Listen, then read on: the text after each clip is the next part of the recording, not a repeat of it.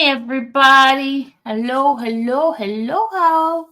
How's everyone doing this evening? Let me go in the chat and say hello to y'all folks because Empress is ready here. She's here ready to read, right? Hey Empress. All right, I'm gonna put her down for a minute until she'll be. I'm here. No, go ahead on. I gotta say hello to my folks first, and Okay, then perfect. I'll bring you back up. Okay. All right, guys. Let me say hello to some of you guys in here first. We got answers from the judge. You guys are not going to be happy. You guys are not going to be happy at all. So I'm forewarning y'all. Hey, Cavell. Hey, Raquel. Hey, Charlie. Hey, V. Davis. Hey, Dialogue with Me TV. Hey, Kim Morris. Hey, Tiffany. Hey, Jill. Hey, Natasha. Hey, Gemini 777. Hey, Kim again. Hey, True Story. Hey, Green Eggs, no ham. Hey, Cavell. I said Cavell, right? Hey, Tall Glass. Hey, Lucretia. I know you half of y'all want to yell and punch the wall and all that. Calm down, y'all. Calm down. Hey, JT. Hey, Kiki. Hey, Dream. Hey. Whew, y'all get me tired with all the names. Hey, Blue Skies. Hello. Is it Marley? Hey, let's see, Bless One. Shanta. Hey, McCrazy. Hello. Let's see. Who else? Same people typing up. Same folks. Impress. I know you up here. Hey, Kara. Hey, Jesse from the NAP. The NAP. Hey, let's see who else. Annabelle. Naughty Lynn. Miles over Smiles. Hey, who else? Let's see. Okay, hey everybody. Hey Yota. Hey Goldilocks. Hello Diana. Hey crazy viral crazy me. Hey Mr. 444 Smile. Where am I at? I'm at home. Okay. Well, guys, I just want to tell you I stay late at that court. You know why I stay late at court? Because you guys was in the chat. Miss Sylvia, go get it, Miss Sylvia. Miss Sylvia, go get your order. So I went and got my order so I can get in before 8 o'clock. So, because I know y'all was just like, Miss Sylvia, go get it, Miss Sylvia, go get it, Miss Sylvia. We want you there, Miss Sylvia, go get it. So I got it. Okay. So I got it, okay? Oh, Lord have mercy. I did get it. But let me go ahead and bring my peeps up. All right, here we go. There she is. Hi. Hi. All I'm right, ready to y'all. go today. Are you ready to Yep, go? I got my water. Uh-oh. She got her water, y'all. She got her water. Let me go ahead and go get the stuff. Let me go get the documents. Okay. Let me go get the documents so we could be ready for you guys to read. She got a lot to read, so she got to drink a lot of water today. Woo. Drink a lot of water. She got one that has like what, 27 pages, right? 20. Yes, ma'am. Yes, ma'am. I'm ready to go though. She ready to go, y'all. She fired up and ready to go. Wasn't that terminology during Obama's campaign? Fire up, ready to go. Fire up, ready to go. Okay, hold on. It's that one. Got that one.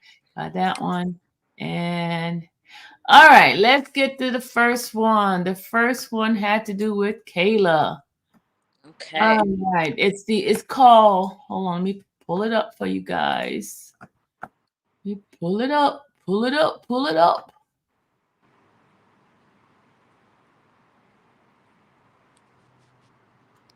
All right, we're gonna start reading this one here. Let me pull up my stuff here. Okay. Hold on. Let me get myself together now. Hold on. All right, here we go. You guys ready? You guys see it? Let's go. Let's get ready to rumble. All right. Okay. So the state of Georgia versus Jeffrey Williams, the defendant. Order regarding alleged ex parte Brady violation. Defendant Williams made an oral. I'm sorry. Let me start over. Hold on. In fact, got to cut off my notifications. Let me do that. Okay. Order regarding alleged ex parte Brady violation.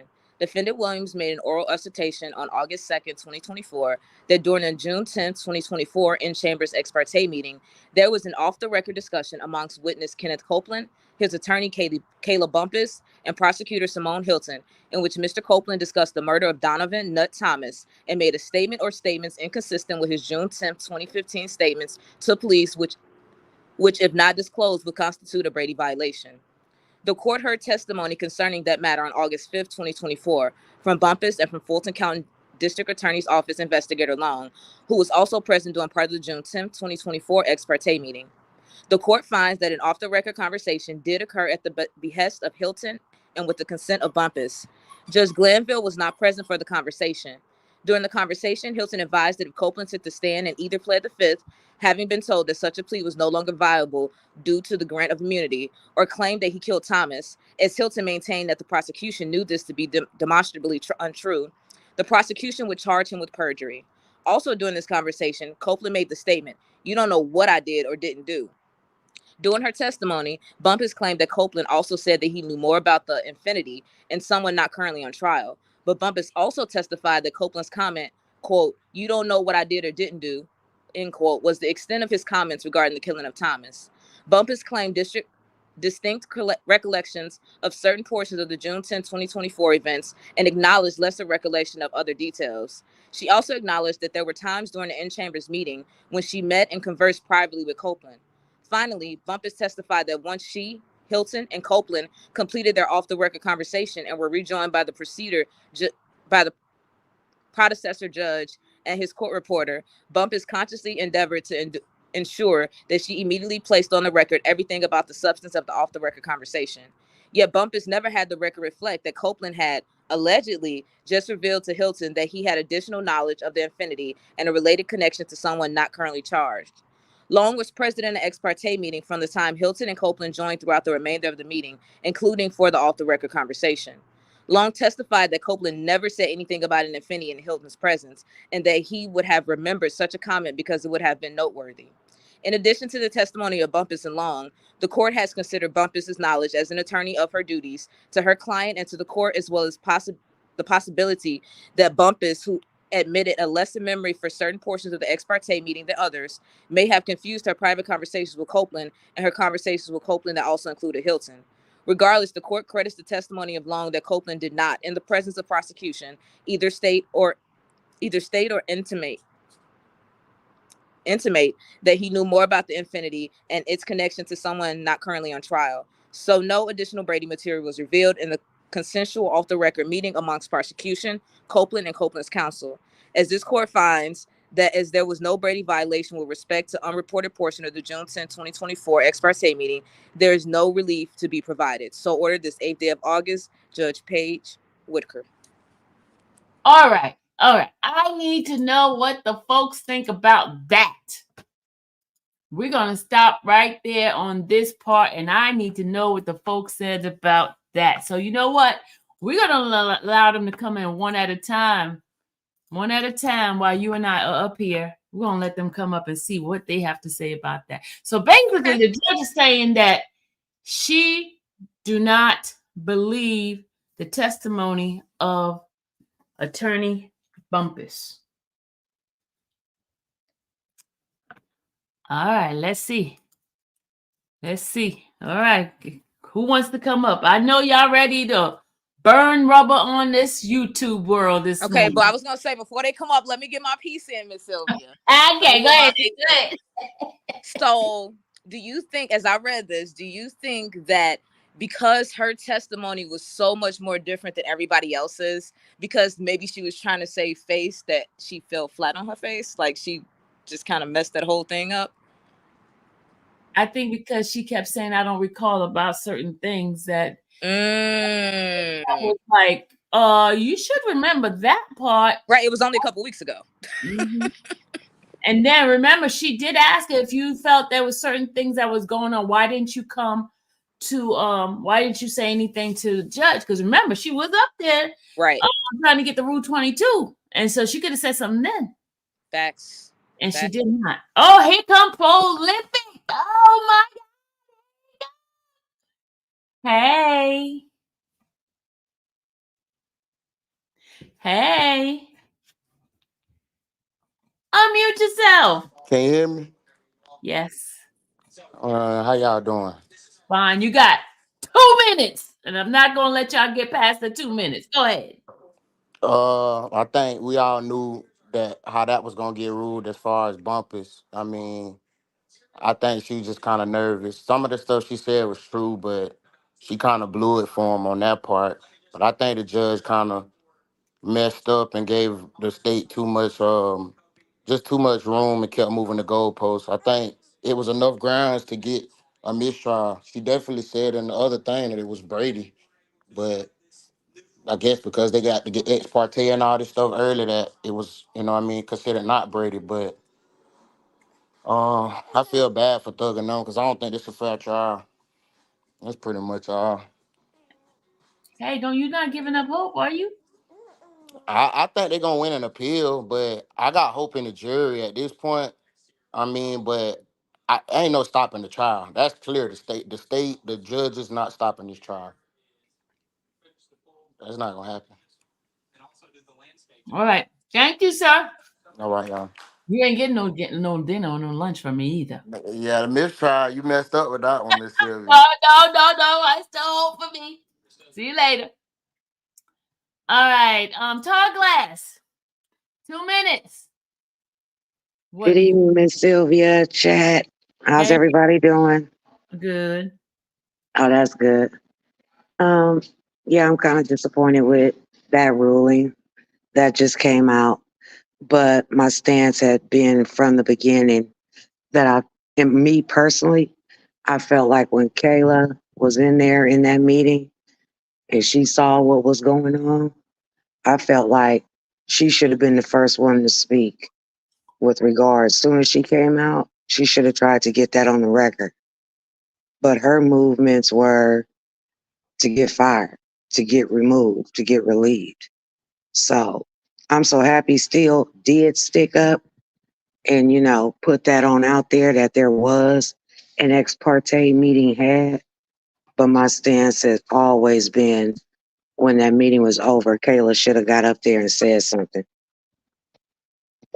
That's just my thoughts. But I am disappointed with today. And also when she acted like she didn't know what an ex parte meeting was. That just blew me. So I knew right then it wasn't going to fare out too well for us. All right. Thank you, Tall Glass. Thank you. Don't sound so sad. Come on now. All right. All Thank right. you. Bye. Hey, Wazler. What's going on?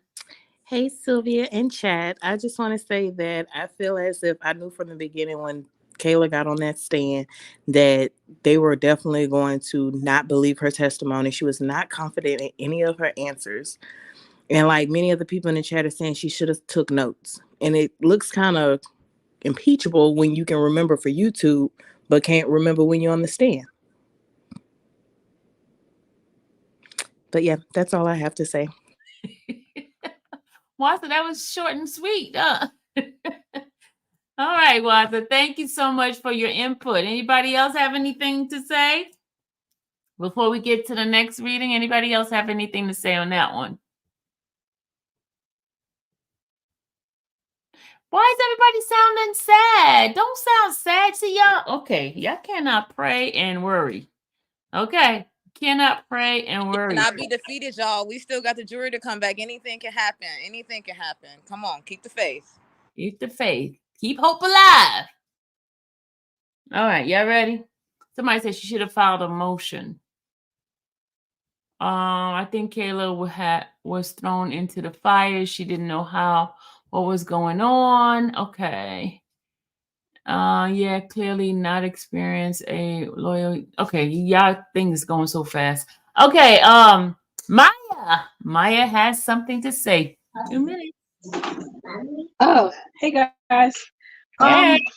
I just felt like on a stand, like I understand Kayla was upset, and I think that's why she like got on the stand because it seemed like she was a little upset, at the whole how they portrayed her. Um, because if you notice, like when she was, I don't know if you watched her live, but she was like didn't pass the smell test. Like she was offended. I think because before it seemed like she was like trying to shield Love by saying Love was a good person and she used to work with her, but I think her emotions got the best of her because she was so offended.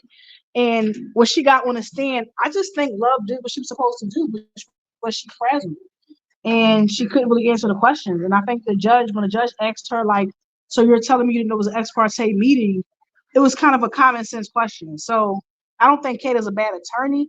I just think Love outplayed her, Okay. Thank on you that so day. much. Thank you so much, Maya. Appreciate you.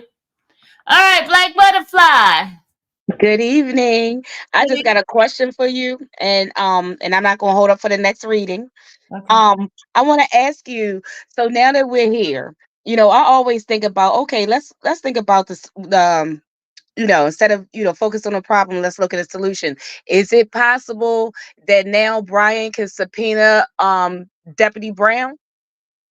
Because although, okay, Remember, all they're done right, with so this now. They're can done he? with this ex parte stuff. They're done with that. They're not doing that no more. But can he subpoena him as a witness? They're not doing anything with the ex parte now. They're not doing it. Oh, Done. okay. They had a All right, hearing. that's all I had. All Thank right. you. Okay. Bye bye. See you later, Black Butterfly. All right, Emmanuel. Hello. Hey. Um, I have a different opinion. Okay. Um, I guess when she attempted, or what I saw, as she attempted to try to speak, the judge shut her down. That's it. All right. Thank you so much for that. I appreciate it, Emmanuel. We're gonna go to the next reading. That's it for now, y'all. All right, Empress. You ready for the next reading? Okay, which one? All right, let's see which one we're gonna do. We're going to do how many pages is this one? Okay, let's do the order for defendant Stillwell's renewal motion for a fair and constitutional trial. Okay, give me 30 seconds. All right, y'all ready? Ready for the next one, guys.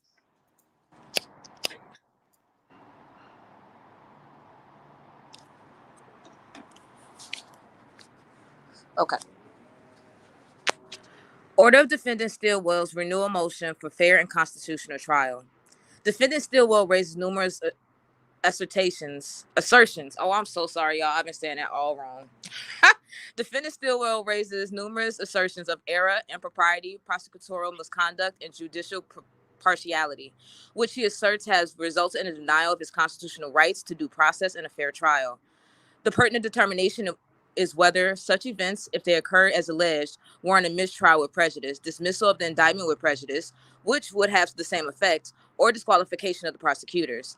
Claim 1, a plague of discovery violations, missing police reports, and Brady violations. See footnote 6.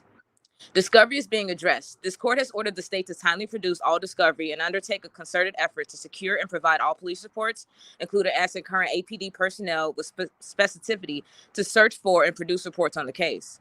As recently as the court proceedings on Friday, August 1st, 2024, the court confirmed the state's understanding that Brady obligations included disclosure of material impeachment items and reminded the state of its continuing obligations under Brady. The state represented to the court that it has fulfilled all its Brady obligations. The court will address remedial Brady action later in this order. Claim 2, prosecutorial failure to follow court orders, making of specious allegations against defense counsel and counsel for a witness, and lack of candor to the court. See footnotes 7, 10, 22, and 23. Any past failure of the prosecutors to follow orders of the court is a matter of record. Aside from the broad assertion of a denial of defendant's right to due process and a fair trial, no specifics established in this assertion and no claim of resulting legal error is alleged. Any potential error stemming from prosecutorial failure to follow court orders may be addressed on motion for new trial and or direct appeal, assuming any conviction. Any specious allegations against defense counsel, counsel for a witness, or lack of candor with the court is, at minimum, extremely unfortunate. These items do not, however, establish a denial of defendant's rights to due process or a fair trial, and the court at present declines to impose the extreme sanction of removal of any offending prosecutors. Claim 3, improper evidentiary rulings by the predecessor judge. See 8 and 9 footnotes. A defendant is entitled to a fair trial, but not a perfect one, for there are no perfect trials. That was a quote. People versus State, 295, Georgia 44, 55, 757. Evidentiary error, which involves mistakes under Georgia's procedural rules and evidence law rather than any constitutional violation. ID can be can be addressed in post-trial review. That was incorrect. Claim 4, mistreatment of defendants and their counsel by the predecessor judge. Aside from a blanket assertion, the motion does not detail any alleged mistreatment of defendants. The alleged mistreatment of defense counsel detailed in Exhibit 9, A, E, and H is not alleged to have occurred in front of the jury and, even accepted at face value, would not rise to the level of a violation of defendant's due process or fair trial rights. As to remedies, the predecessor judge has been recused, and the contempt issue outlined in number 9H is moot. Turning to alleged mistreatment in front of the jury, Exhibit 9, B, and D, a judge has broad latitude in determining how to control the courtroom and directing attorneys to, quote, sit down when overruling objections falls within that latitude. This court will give a remedial instruction directing the jury to disregard any disparaging remarks about counsel. Claim 5, improprieties and illegality of the June 7, 2024 ex parte conference. See footnotes 20 to 27. In open court on June 7, 2024, the prosecution requested an ex parte conference with the court. June 7, 2024 transcript is attached, page 94.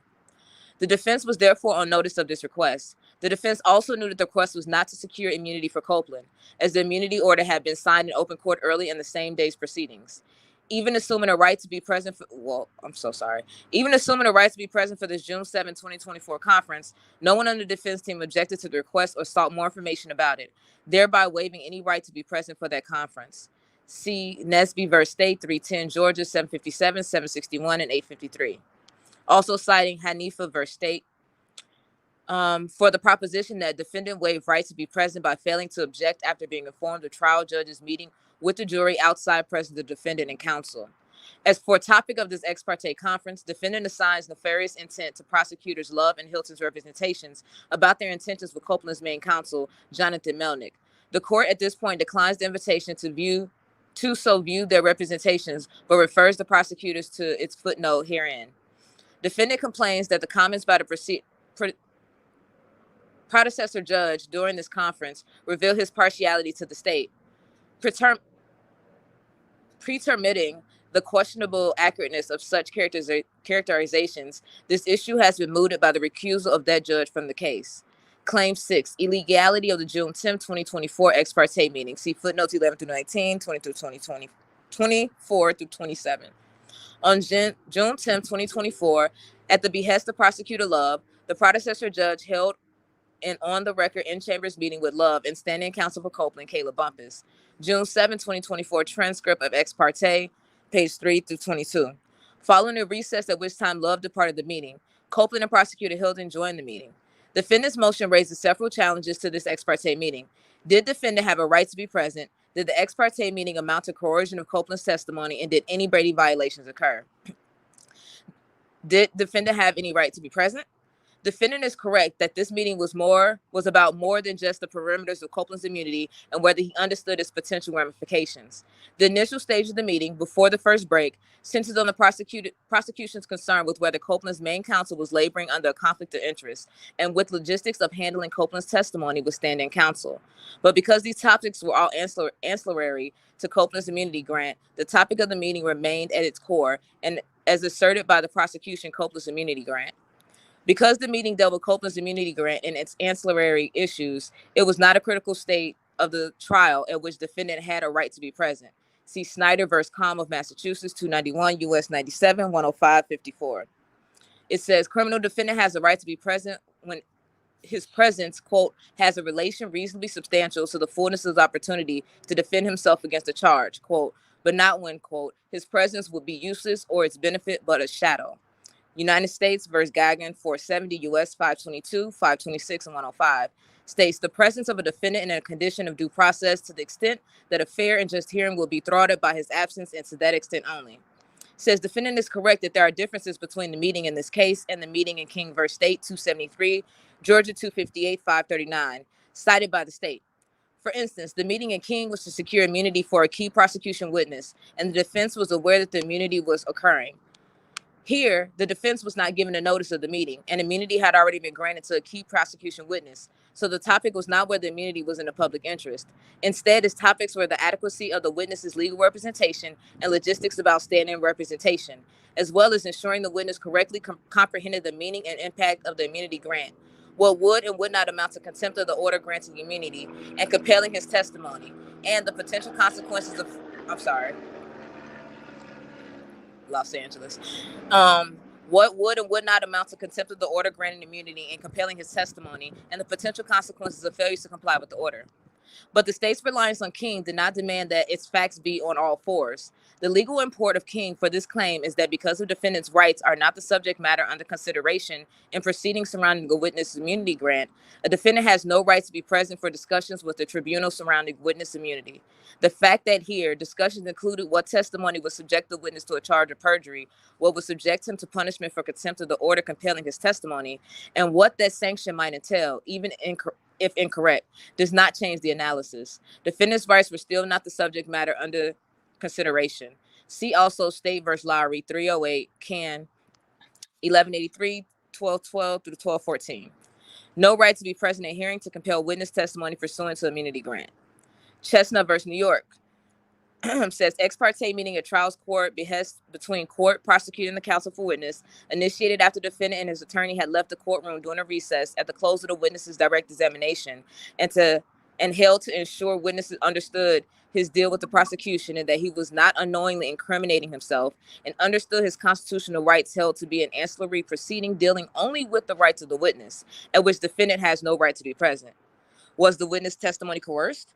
Separate from any defense right to be present for ancillary proceedings concerning witness immunity, defendant has the right to trial free of coerced testimony. Defendant asserts that certain arguably inaccurate representations made by the prosecutors and the predecessor judge to Copeland about the law of derivative use immunity, the applicable statute of limitations relating to what crimes or crime the defense does not specify, and the length of his possible incarceration for contempt coerced Copeland into testifying. Webb versus Texas 409 U.S. 95, 95 through 96, 93. It's the touchstone for evaluating claims of coercion by trial court of a witness testimony. Archer versus State 383 provides another example of a trial court overstepping its proper role of neutral arbiter and rendering involuntary a witness determination whether to testify. Here, Copeland had the benefit of counsel. The predecessor judge did not on the whole use intimidating rhetoric, but rather sought to ensure that Copeland understood the nuances of the decision he had to make. And he explained that many of the decisions about what could happen to Copeland were not his to make, but were up to the prosecutors. Still, some of the information provided to Copeland may have been inaccurate. While it is likely that Copeland was not induced by any inadvertent or other inaccuracy to testify, the cleaner approach is simply to pretermit this issue, acknowledge past inaccuracies, and advise Copeland anew. This is the course that the court has proposed, and the parties have affirmed its emphasis. Was there a Brady violation? This has been a long-running and multifaceted proceeding. Challenges have been myriad and formidable. Frustrations may have been mounting while fortitude was waning, and a needle in a haystack is not only sometimes difficult to find, but also easily overlooked. The court does not attribute bad faith to anyone on this issue, and yet, as soon as Copeland joins the June 10, 2024 in-chambers ex parte proceedings, he states, "I have never been truthful a day of my life until I just made this statement right now." Copeland may have little credibility. He may speak in hyperbole, but the fact remains that for a defense attorney, this nugget by a key state's witness is gold. So when the prosecution not only did not reduce this statement to writing and produce it, but also asserted in court filings that the defense had no entitlement to know the contents of the ex parte proceedings, this amounted to suppression, whether willful or otherwise, of what was objectively Brady impeachment material. The defense now knows of the statement and indeed of all what occurred during the June 10, 2024 ex parte meeting. The contents of this meeting were ultimately revealed during the course of trial and in time for the defense to utilize it. So the failure to produce suppression of this information does not technically amount to a Brady violation. But the fact that a violation of a defendant's constitutional rights has been averted does not, under these circumstances, provide cause for celebration. What it does provide is cause for sober reflection and examination of processes, procedures, and approaches that permitted this likely inadvertently but nonetheless serious Brady lapse to occur. The defendant seeks as a sanction disqualification of the state's 2 lead prosecutors. Because this does not appear to the court to have been purposeful violation, but rather a negligent overlooking of the impeachment value of Copeland's in-chamber statements, the court does not order disqualification. At this time, the court is cognizant the defendant's liberty, as well as the liberty of his co-defendants at this trial, is at stake. That the prosecutors involved are knowledgeable and experienced, and that this is not the first allegation of prosecutorial misconduct in this case. The court therefore orders this remedial measure that the entire prosecution team working this trial submit to training. What? I'm sorry. I'm so sorry. The court therefore orders as a remedial measure that the entire prosecution team working this trial submit to training on Brady and other professional obligations of a prosecutor. This training will consist of a video replay of training on this topic previously presented by the Prosecuting Attorneys Council of Georgia. The court will provide the video and the viewing will occur under the direction of the court. So ordered this 8th day of August, 2024. Oh my God.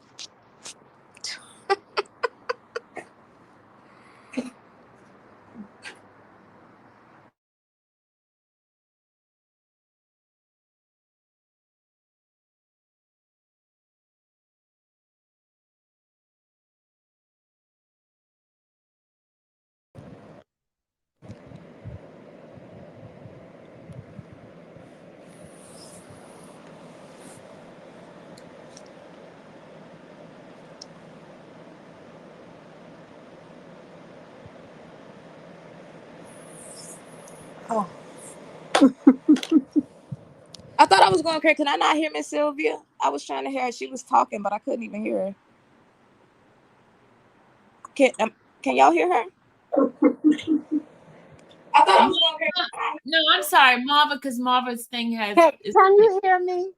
Yeah, I can hear you. Go ahead, Marva. Okay. I'm sorry. I came in late. Why you calling me? Don't call me. I got it. Oh my Lord. Okay, so Marva, you gotta mute your thing in the background. You gotta mute your. Okay, that's so. Okay. Okay, so I came in late, and I only heard the end. You gotta mute your thing in the background. I thought that I did. You mean my fan? Maybe it's the fan. No, I think it's your TV or something that's playing me. Okay, yeah, let me see if it's totally down, because I look at the TV. Okay, because I hear. Can you hear me clearly now? I got you. Okay, so I came in late, and I apologize. I only came in at the end of the first reading about Kayla, and Sylvia, you were saying that the judge did not. Basically, the synopsis was that the judge did not believe Kayla. So I had followed Kayla a lot on YouTube, and I thought she just did too much. She was really involved in the case for a few hours, and the way she ran around YouTube, it was just excessive. But in her defense right now, one of those videos that she had with Kenneth Copeland, she asked Kenneth, and that was one of the other things. I thought she was putting both Kenneth and herself at risk by talking about the case so much on YouTube while he was still a sworn witness. So in one of those videos, she asked him, "Do you think the transcript was complete?" And he shakes his head and says no. And she kind of responds, but then after he goes off, she makes it very clear to the audience that the transcript was complete, and that the minus the off record things that were said. And that's exactly what she said to the judge in the final analysis. It was just that she was very inartful, like Melissa described about her. I feel very bad for her right now because she's being dogged all over YouTube. But the fact of the matter is, she was telling the truth in that. So I don't know what that had to do with the with the what the judge came down with, because I didn't hear that part.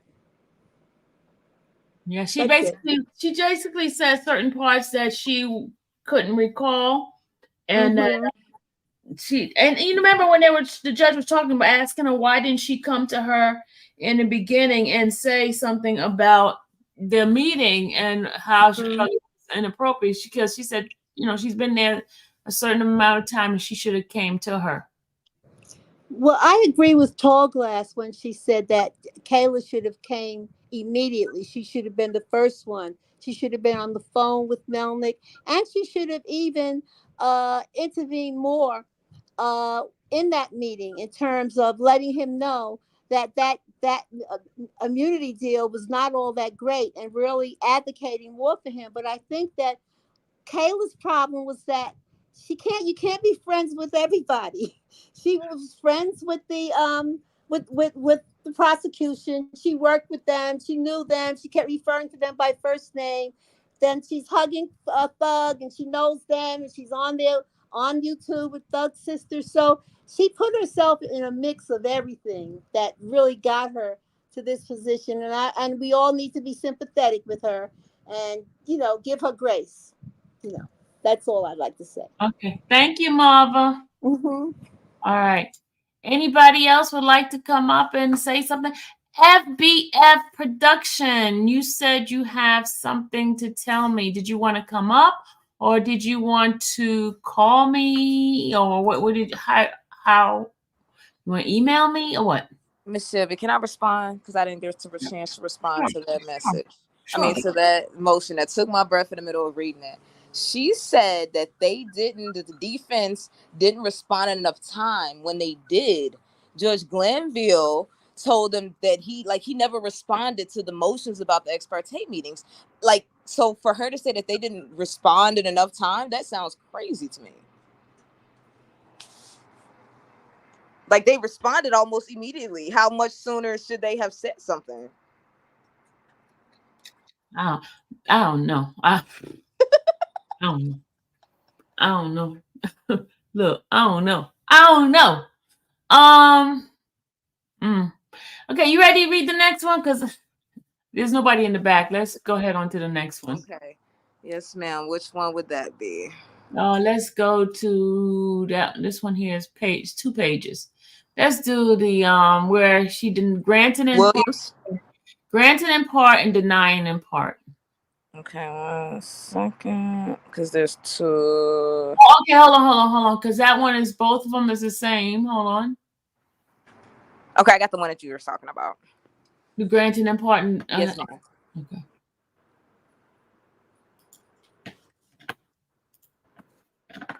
Hold on, let me pull this up. Yes, ma'am. All right, here we go. Okay. Order granting in part and denying in part Defendant Williams' motion in limine number 54. Defendant Williams' motion in limine number 54, having come before the court and the court having reviewed the submission and argument from Mr. Williams via counsel, as well as having heard from the state, hereby grants in part and denies in part the motion. With respect to the additional charts concerning cellular telephone data of a new person unknown to Mr. Williams, the state has represented that they will not be seeking to introduce or use these charts. Therefore, while it's essentially moot, the court grants Defendant Williams' motion. With respect to report and analysis by Agent Bernie related to the April 26, 2015 incident, while this was a late and untimely disclosure by the state, I'm so sorry.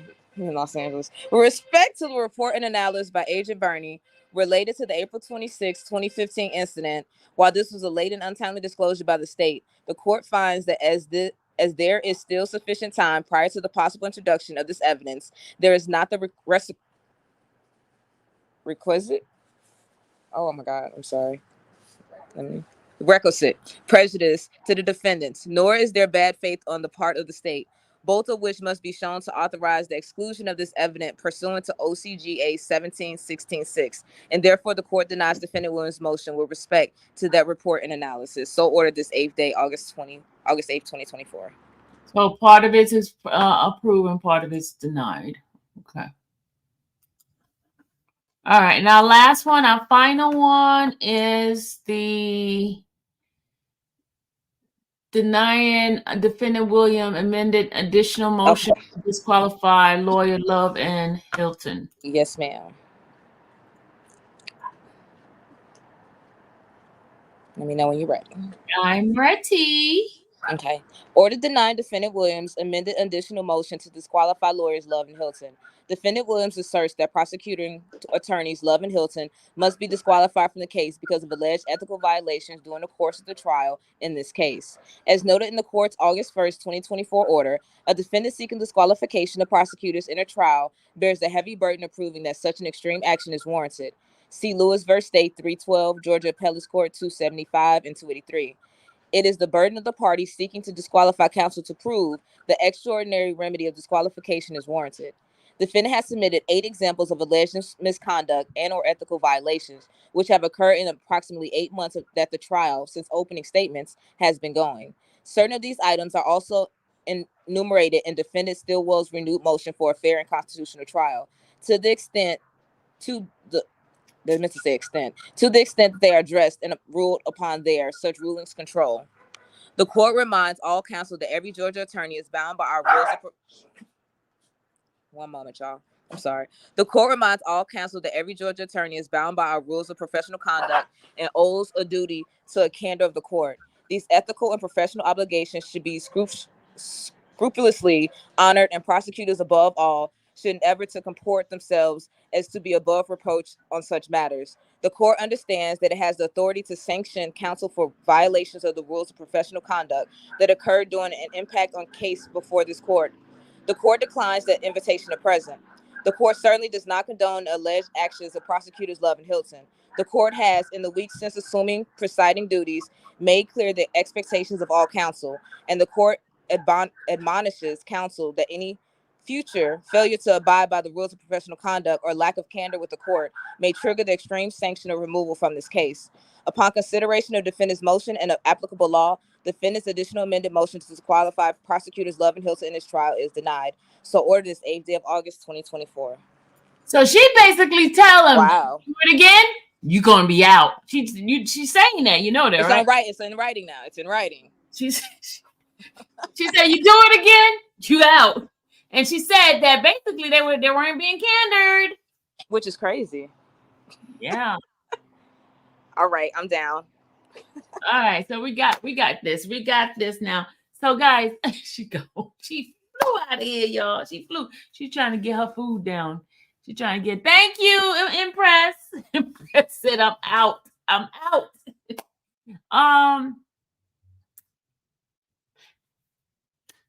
I wanted to play what we talked about earlier this afternoon in regarding to what the judge said about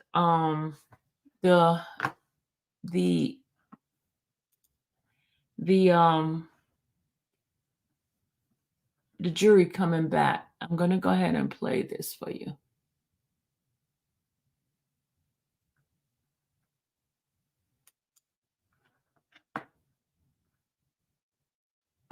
Oh, everybody's up right now. Everybody's up reading these motion. I see. All right, let me go ahead on and play this part for you guys.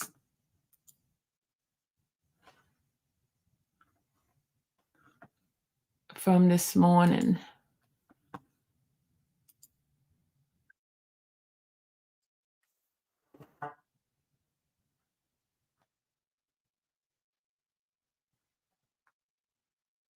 This is like right before our little break. Trying to put that up for you.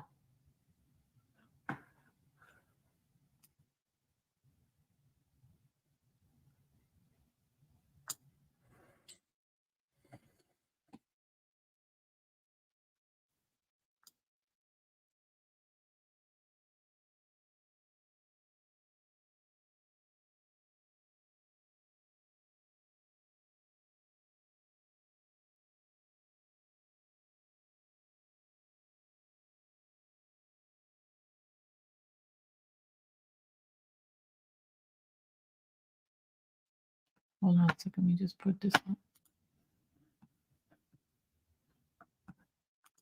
Hold on.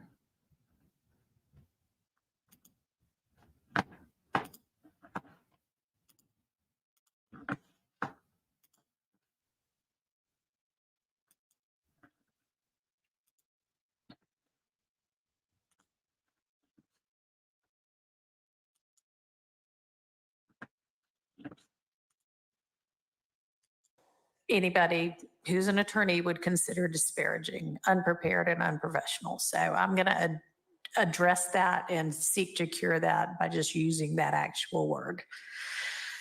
So that has changed with regard to my just general opening instructions about being the new judge on the case. Now we have to decide how we're going to instruct the jury about what to consider and what not to consider as to Mr. Copeland's testimony. Now, this assumes,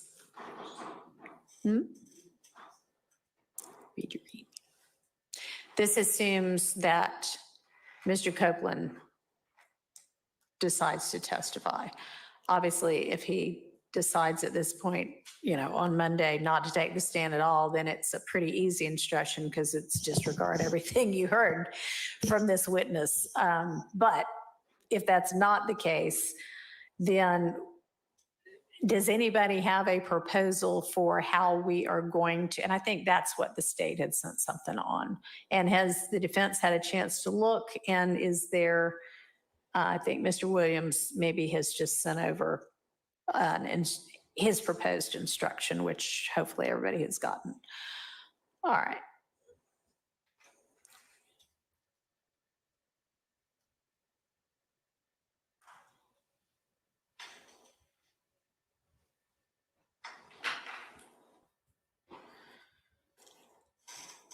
All right. So Mr. Williams' motion, his language, that looks pretty good to me. Obviously, we don't need to include the case law sites, but I mean, that looks like a good thing to sort of work from. Now, one thing I guess I was asking, but not very clearly yesterday, was it seemed like there was kind of a fairly clean break between the topics that were covered before the recusal motion and the topic that was covered after the recusal motion. And that being, I think like on the one day, the question opened with, all right, now let's turn to the murder of Nutt or the murder of Donovan Thomas or whatever. And that was after the recusal motion had been filed. So was there any discussion of the murder of Donovan Thomas with Mr. Copeland prior to the recusal motion? Because it would be pretty easy to also say, not just with regard to dates and times, but anything about the Thomas murder, disregard, if that only came up after the recusal motion was filed. Your Honor, with respect to any reference, I haven't had a chance to listen to all of it and read all of the testimony that and all of the questions that Ms. Hilton asked of Mr. Copeland. But I can say that so I at this time I would ask that the court not instruct the jury as to disregard any specific subject because. Well, I'm wondering, so I mean, y'all have had the point of getting y'all all the testimony was, well, one of the points was so that you could look at it. Yeah. I mean, I'm not saying I haven't looked at it. I'm looking for and reading. Yeah. So, I mean, if there is kind of a break in terms of subject matter as well, that'd be an easy thing to instruct on. But does anybody know the answer to that? So you do? Okay. What's the answer? I misspoke yesterday. but there were video portions of Mr. Copeland's statements on early morning hours of January 11th, 2015, as well as January, I think it's 21, 2015, played for the jurors. They were small. They were like, quote unquote, real impeachment. Right. After that, though, after the motion to recuse was filed, is the wholesale playing of various recordings. So I don't think that it would be appropriate to say disregard everything. I have all my notes. And I have the transcript. Okay. But he did discuss things that you're talking about. He did discuss his relationship with Mr. Williams, his relationship with Donovan Thomas, with Mr. Kelvin Watts. Right. So he was getting there. Okay, but if it's all that sort of background relationship stuff, that's not the murder of Donovan Thomas. That's all the background. It's a little So, bit relevant. so what I'm trying to sort out is, had there been any testimony about the actual, here's the night of the murder stuff before the recusal motion? So, Judge, it's when you say about it, in as much as it's relevant to the issue of the murder itself, that's the reason why I was asking the relationship between parties and all of those kind of issues. That's not what I mean, and we can be clear about that. I mean, the night of the murder, the what happened, how the murder went down.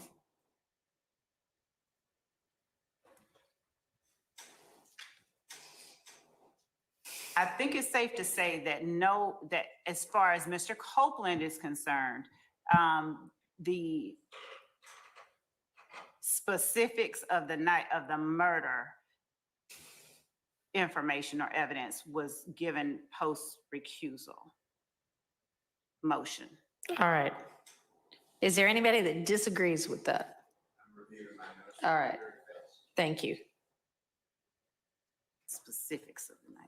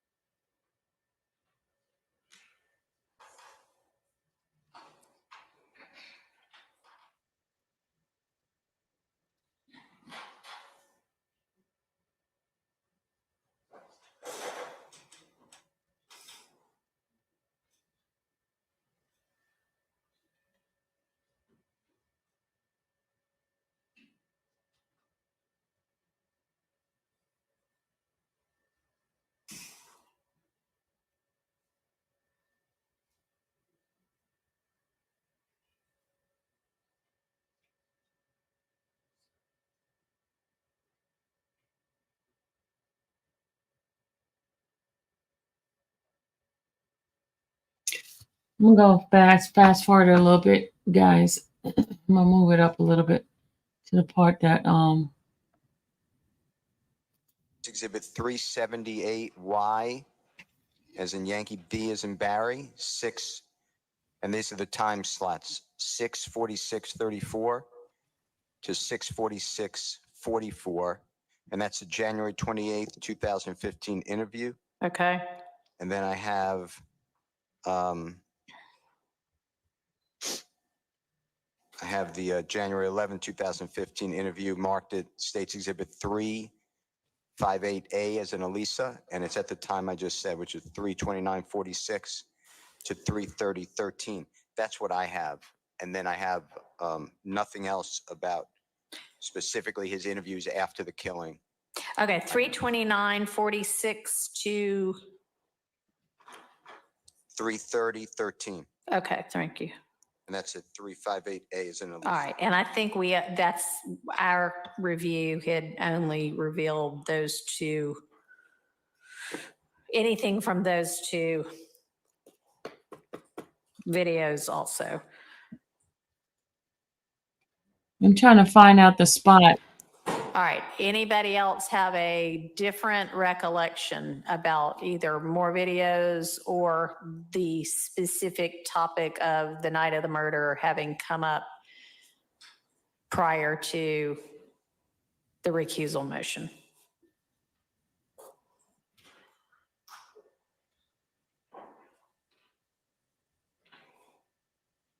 If so, please let me know.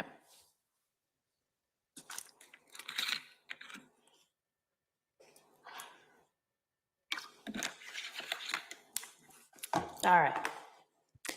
Silence. All right, turning back to Mr. Steele's proposed instruction.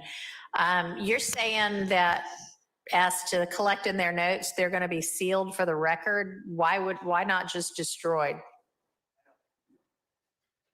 And I don't even know if your mic's working right now. We might need some more batteries, but. I was given more batteries, but this should be working, I hope, anyway. I just, from doing death penalty cases, that we don't destroy anything, but we don't get to look at it. The court can look at the notes, I guess, but it goes under seal. That's how I've always been taught. I mean, why would there be any relevance whatsoever, even on appeal, to what jurors might have written down about something we then take from them and tell them to disregard? I understand. This is just how Okay. I mean, if it were a death penalty case, I would do it that way, but. I'd have to look at the law, though. But okay, well. But I can't answer your question other than, yes, I understand at the end of the case. All right. No frankly, I don't need to tell them what I'm doing with them anyway. So if I do seal them for the record, I'm not going to tell them that. If I'm going to destroy them, I might tell them that. But so if you want to give me a law on that, great.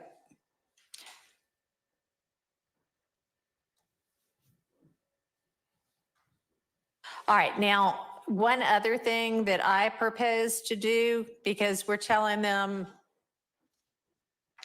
there's this chunk of testimony from a couple of. This is the part, y'all. Listen carefully. We're going to probably replay this one again from 5:30:40. 5:30:40. All right. You know me. I like to replay the interesting part. Days that y'all need to ignore entirely, disregard entirely, don't give it any consideration. What I propose to do, in addition to instructing them on that, is to then do some version of, and Ms. Persfield found a case that was pretty recent where a court had done this when they were having to say, ignore all that evidence, disregard it. They actually kind of said, and if there is anybody who thinks they can't, let me know. And I would propose to do that whenever I give this instruction, so that if there are jurors who are like, no, man, I just cannot do that. Once I hear it, I can't unhear it. Then we can know that. We can excuse those jurors. And I mean, I guess if it's 8 jurors that say that, then we might have a mistrial, but. Did y'all hear her? Did you hear that, guys? Y'all heard that? She said, basically, she's going to poll the jurors. After she gives the instruction, she's going to poll the jurors of those who don't feel that they can basically abide by, forget about what they said, what was said in the testimony. Can they forget it? If there's enough jurors that say they can't, it's going to be a mistrial.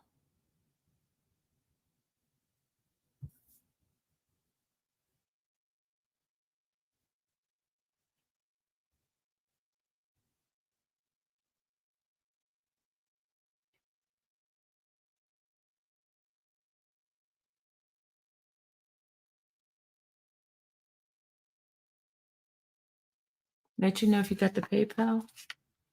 I don't have the phone in front of me.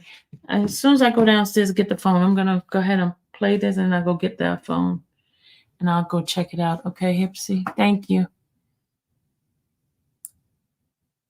Okay, I'm gonna replay it again for you, Texas Black Diamond. I'm gonna play it right here. This is what she says. Okay, here we go. Chunk of testimony from a couple of days that y'all need to ignore entirely, disregard entirely, don't give it any consideration. What I propose to do in addition to instructing them on that is to then do some version of, and Ms. Persfield found a case that was pretty recent where a court had done this when they were having to say, ignore all that evidence, disregard it. They actually kind of said, and if there is anybody who thinks they can't, let me know.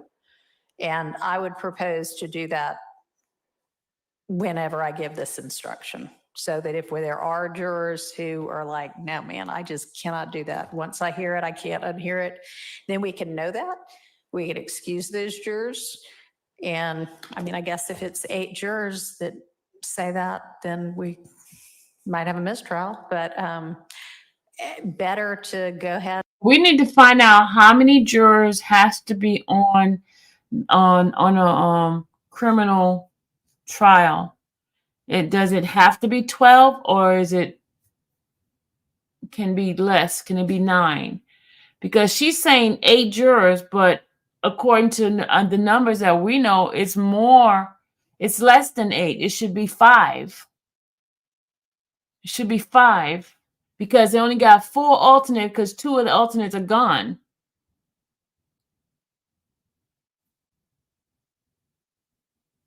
It has to be 12 jurors for a criminal trial. 12 jurors, okay, because I know it's 6 jurors for civil, but it has to be 12. Okay. Okay. So it's 5 then. If 5 says no, because she said 8.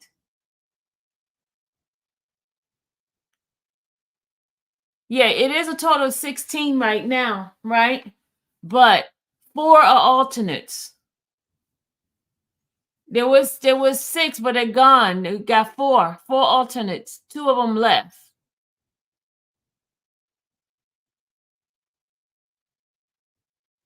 She has not addressed Weinstein.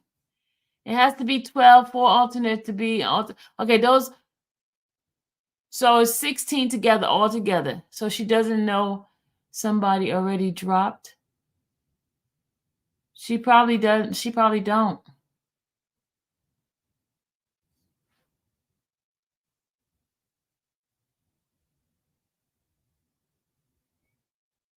She really needs 5.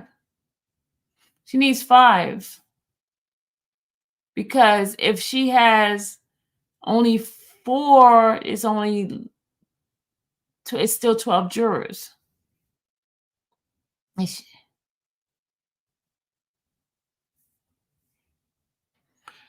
8 people to say no that won't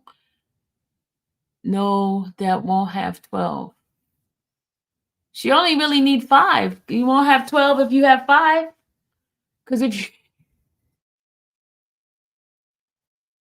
yeah, so it shouldn't take but 5. Exactly, Terry. In her head, she keeps saying 8. I don't know why she said 8. Because even if you had the extra 2, that's 7. That's not 8.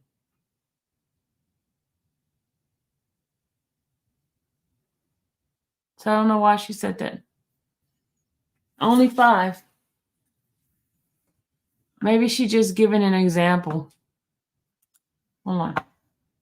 And figure out from the outset, as far as I'm concerned, can you do that? Instead of just being left with, oh, they're presumed to do it. Okay, so thoughts on that? But it is an appellate court case. Ms. Persfield, do you have the site for it? It looked like a pretty good idea to me. You heard her? She said it looks like Davis, D-A-V-I-S, State. It's Davis B. State. Davis B. State. And that's a Georgia case, right? Let's go see what it says.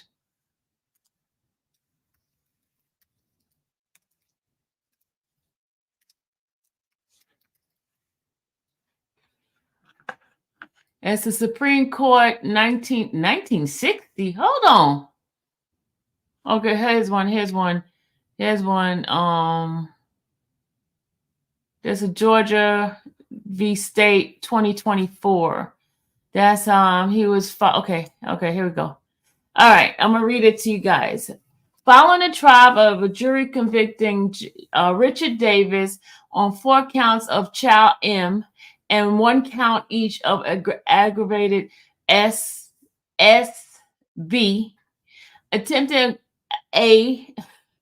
SA. Oh my God, it's got a lot of that's terrible stuff. I don't want to say all these words on this thing here, but bad stuff to children. Okay, I'm not going to read it. Now, Davis' appeal argued that the trial court erred in denying his claim that his trial counsel rendered ineffective assistance when he failed to object to numerous notes going out to the jurors in alleged violation of continuing witness rule. For the following reason, we affirm his conviction and the denial of his motion for a new trial. Okay. All right. It says, view in light of the favorable to the juror's verdict. The record shows that in 2010, David began living with an adult daughter, blah, blah, blah. We don't want to hear about that nasty stuff. Hold on. I want to see what it says over here.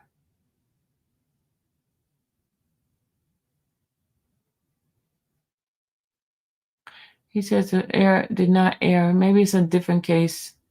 This must be a different case, y'all. It's a different case. Let me go find. Let me finish listening to what she says about the case, because that's a different one. This one has to do S word. And that is it. 307 Georgia. Hold on. 307 Georgia.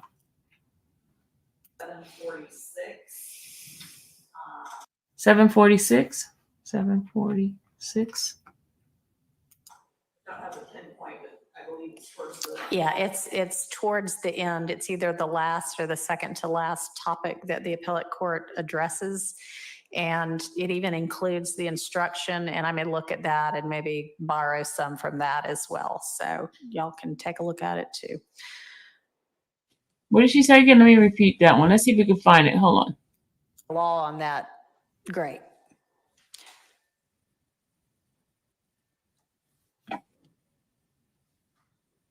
All right, now, one other thing that I propose to do, because we're telling them. Hold on, I just got this is again. A chunk of testimony from a couple of days that y'all need to ignore entirely, disregard entirely, don't give it any consideration. What I propose to do in addition to instructing them on that is to then do some version of, and Ms. Pursfield found a case that was pretty recent where a court had done this when they were having to say, ignore all that evidence, disregard it. They actually kind of said, and if there is anybody who thinks they can't, let me know. And I would propose to do that whenever I give this instruction, so that if there are jurors who are like, no, man, I just cannot do that. Once I hear it, I can't unhear it. Then we can know that. We can excuse those jurors. And I mean, I guess if it's 8 jurors that say that, then we might have a mistrial, but better to go ahead and figure out from the outset, as far as I'm concerned, can you do that? Instead of just being left with, oh, they're presumed to do it. Okay, so thoughts on that? But it is an appellate court case. Ms. Pursfield, do you have the site for it? It looked like a pretty good idea to me. Judge, that is Davis, Davis v. State, and that is at 307 Georgia, 746. Don't have a pinpoint, but I believe it's towards the. Yeah, it's towards the end. It's either the last or the second to last topic that the appellate court addresses. And it even includes the instruction, and I may look at that and maybe borrow some from that as well. So y'all can take a look at it too.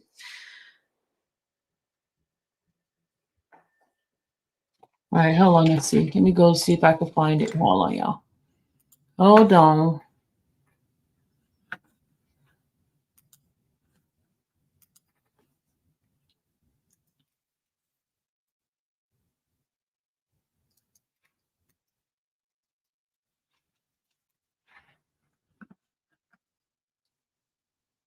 Okay. All right, this is it. I found it. I found it. I found it. It says here that holding that improperly admitted testimony suggests that the defendant was the shooter was harmless because the state presented strong independent evidence of the defendant's guilt as a party to the crime, and the jury was charged on parties to a crime. And it says Davis versus State, and gives you the appellate people name. Okay, let's go down. Let's go down. And where the kid, David's appeal, arguing that the trial judge abuses discretion in admitting certain testimony by a Georgia GBI agent in denying his motion for mistrial, and that to the extent that this court concludes with that he waived certain evidentiary objection by failing to raise them at trial, his trial counsel rendered ineffective assistant of counsel. We affirm. Okay, we view the light favorable to the verdicts. The evidence presented at trial shows as follows. Davis lived with an older brother, Jonathan Wright, and their grandmother in the house. Okay, blah, blah, blah, blah, blah. The next morning, David, I want to hear what the appellate court says about the thing. All right, we don't want to hear all that. We don't want to see all that. Okay, let's go. David took place in December 2012. All evidence code is in effect. Okay. Defendant's guilt. Okay. Based on foregoing. To reverse David's conviction, however, the error must have harmful. As David conceded in his opening argument statement that his sample was ample evidence in the blah, blah, blah, blah. I want to hear the part about the jury. That's what I'm looking for.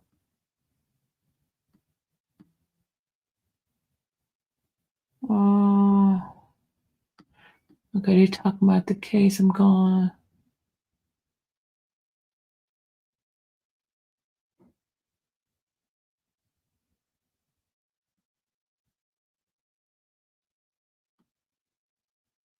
Okay, we got to go to the jury part.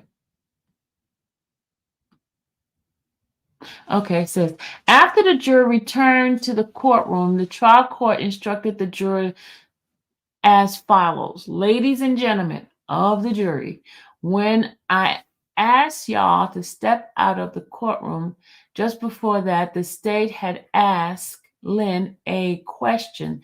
Lynn was beginning to respond to the question, and the defense objected. While y'all were out, I ruled that objection is sustained, and therefore you should neither consider the question that was asked, nor this witness response to the question that was responded. To add that last question and answer right before y'all went out the courtroom, okay?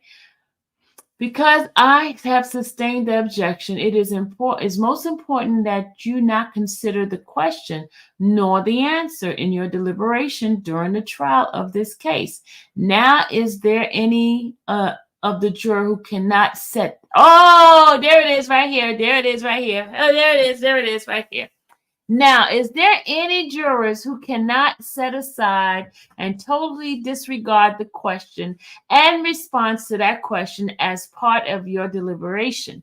If you cannot set that aside and completely disregard it in your deliberation, I want you to please stand up right now, any of you.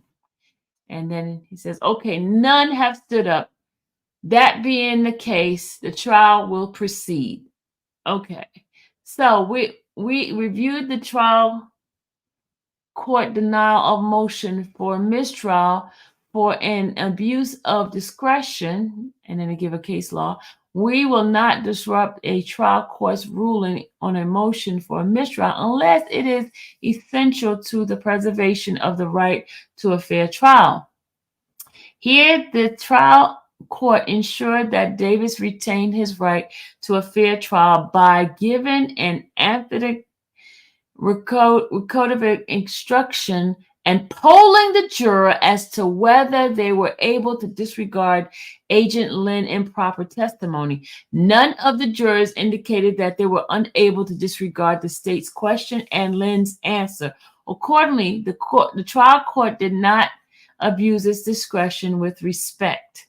It says, no abuse of discretion in denial of mistrial where the trial court instructed jurors to disregard improper testimony, witness testimony. Qualified jurors under oath are presumed to follow instruction of the trial court. Citation and punctuation omitted. And finally, okay, so that's what she's going to do, y'all. She's going to poll the juror and whether or not they can bypass all that. And if they say yes and no, the amount of jurors that says no will be declared a mistrial.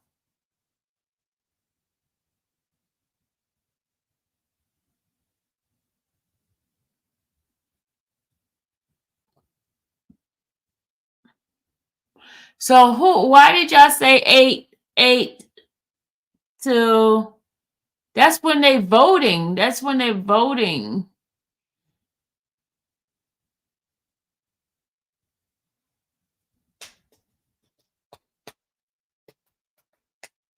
If I'm hearing right, because the juror's case was dismissed. Them jurors will say yes. Watch. You think they're gonna say yes? They can forget what he polled. You think they're gonna say yes? 12 jurors to deliberate, period. 8 in the majority rule out of no. How long did this case last? Really 4, because it takes 8, right? 8 to deliberate. So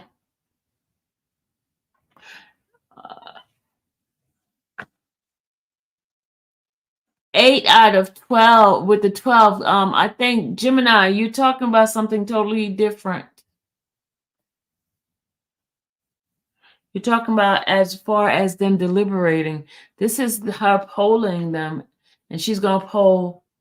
Well, is she gonna poll? Wait, hold on. Is she just gonna poll the ones that are real jurors? If she's polling the one that's all real jurors, so she's gonna poll and see if 8 is left over? Huh?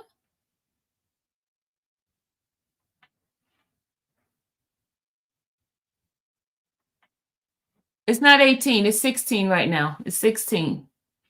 She probably don't even know how many jurors we have left. She probably don't even know how many jurors. That's probably why she's just saying 8.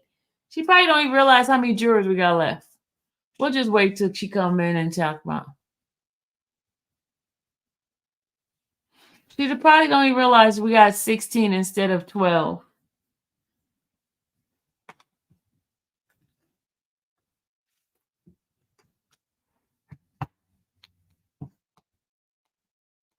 Hey, let me tell you something, Robert. If these jurors wants to get off this case, they're gonna say, they're gonna be polled, and they're gonna get their butt off.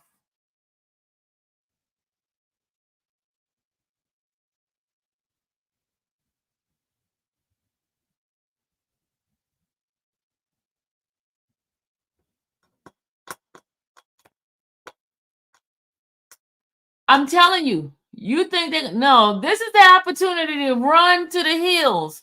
And I guarantee you they're going to run to the hills. This is the opportunity. They're watching right now and they say, hey, what is my opportunity to get off this trial? This is my opportunity. Let me just run to the hills. I watch, y'all, watch. They're watching all these things. They've been trying to figure out how to get off this trial.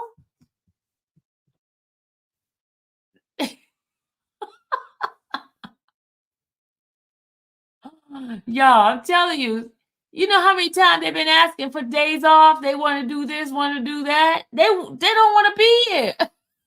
I told you. I watched them. I'm telling you guys. I'm telling you from my observation and what I've seen them. Okay, they've been looking for opportunity. Because remember, one of them was trying to say, "Hey, I live right down the block from where it's happening," and the judge's like, "Nope, you stay in." They've been trying to figure out a way to get out of this. They wanted days off. They want one has to go medical. The other one has this. They've been trying to get off for the longest. Now, this is an opportunity to run to the hills, and they're going to run to I'm not trying to be funny, but I'm just telling y'all. They're going to run. Robert tried to tell you, no, I'm telling you, this is an opportunity for them. They're going to all right, let me put in the link in here. Can I describe their appearance? I'm telling you, y'all, they have an opportunity to get out of Dodge. $25 a day. I'm telling you. They've been praying to God for an opportunity. They're like, Lord, help me, give me an opportunity. Help me get out of this. And God opened up us like, oh. Oh, God. Oh.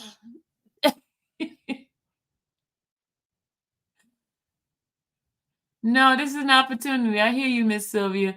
No free lunch or anything. I get it. Look, they've been off a whole month and they feel the freedom of being home. They feel, come on, y'all. I'm telling you. I'm telling you, some of them been praying, Lord, give me a way of escape. And look, the Lord opened up the windows and they say, Mom, I'm gone. They said, oh, go, I got an opportunity to get the heck out of here. You know, come on now. Y'all been around. Y'all heard them asking for time off because they wanted time off in July. And guess what? They got the whole month.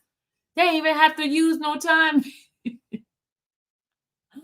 You want their name, Britt? Britt, you funny. You ready? You ready for the name? Ready? I gotta go from the front. You got Ryder, you got Goober, you got Trini, you got Nose, you got Mouth. No, hold on. I'm going from the front. You got Ryder, you got Goober, you got Trini, you got Ghost, you got, oh, that was Ghost. You got Twister, you got Zesty, you got SpongeBob, you got Zesty, SpongeBob,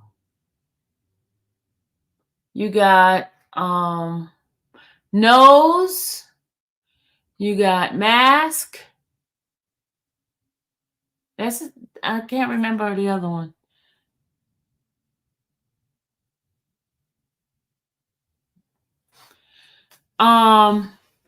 Did I say Zesty? Yeah, I did say Zesty. I did say SpongeBob. Fluffy. Got Fluffy. Okay, so I'm telling you, Twister's gonna get out. I'm gonna tell you that. Zesty gonna go get out.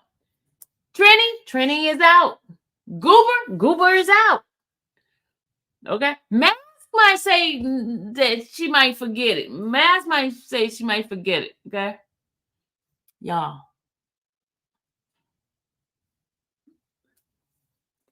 Mass is the one that I saw. Don't tell. But anyway, SpongeBob. Yeah, SpongeBob will be gone.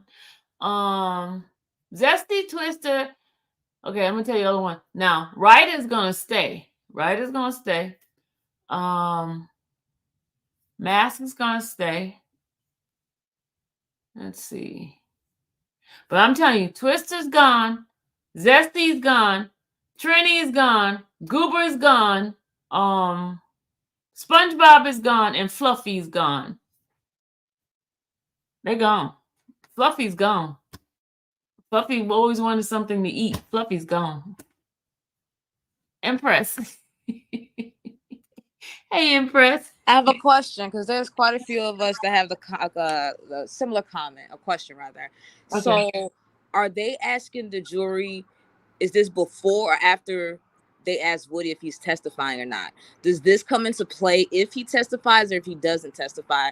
Or how is this jury? They're going to ask him first. They're going to ask Woody first. So this only comes into play if Woody says he's going to testify, correct? Once to Woody get ready, they say yes to Woody, they're going to pull the jurors in, then they're going to poll the juror.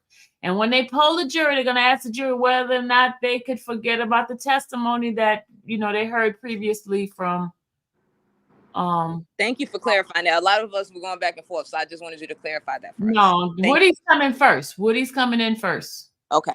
Because the jury don't come in until 9:00. Woody comes in at 8:45, but we come in at 8:00. So, but I'm telling you, Swifter is no. Zesty is no. Trini is no. Goober is no. Fluffy is no. SpongeBob is no. Those I know for a fact. Okay? Now, Nose. I don't know about Nose.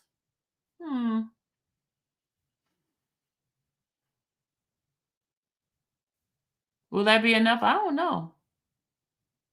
Oh, you want the link to speak, and Sandy? Okay, hold on. Sandy want to speak.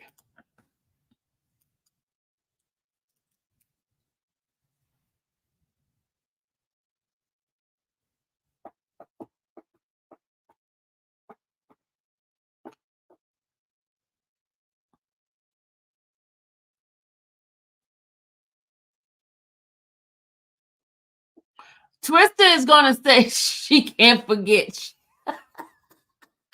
Twister was out. Twister's been praying to God, say, Lord, help me. Let me get out. Let me get out. Oh, God, they want to get out. They want to get out. They want to get out. They probably going to pull them in there one at a time. One at a time. They usually pull them in one at a time.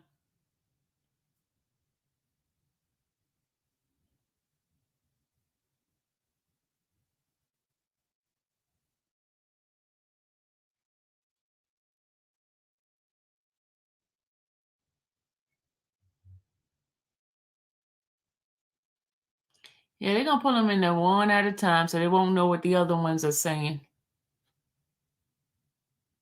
Which one was that? I just told you. I'm not going to tell you again, Jackie. You missed it. I just told you.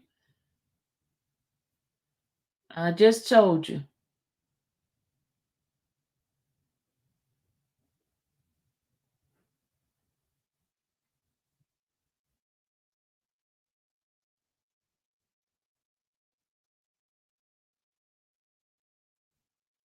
Bless. Look, don't be trying to put it out there, Bless. Bless. Delete the answer, y'all. Delete the answer. Delete the answer. Hey, Doc. Hey, can you hear me? I can hear you, Doc. Let me tell you something. Girl, I'm telling you, those jurors, and I put it in your chat that if they are government workers, they're going to agree that they can they can forget because they're getting paid. They will get paid to eternity. Trust me, I know. So if they are self-employed or they're How not about if they just don't want to be there no more, like the no way no no no no no no no no no no no no no no I'm no telling you, Twister don't no believe no it. Sylvia, no Sylvia. If you are a government worker and you're Twister, getting your we let me don't care about finish. that. It's not Let me government. finish. No, it don't even mean matter. I'm talking about the No, people. let me finish. As a government worker, We you get 100% of your salary. That means you don't even get a performance evaluation after 12 months. So why and then the judge will give them their time off that they want. Why wouldn't they? Come on now. Think about it. You look, getting your salary no matter what. Doc. We're not talking about government workers. I'm talking about people who are Well, disinterested. if they don't, if those jurors are government workers, All they the will jurors are not not they will government not fight workers. it. They will All, not fight it. all the jurors are not government workers, ma'am. Not all the jurors. Well, No, if they I'm just saying if they are. they're not. Well, Only if they're not, then they gonna count them out. But if they are, they're gonna be like, oh no, I can exclude that. I can forget it. I can forget it. I'm trying to tell you. Because if I wasn't a government worker, I would not be on that I would not be in that jury box right now because you can find things to exclude yourself at this point. That's the point I'm making. And well, there nobody, was one that was trying to exclude herself, and the judge said, "No, it's okay."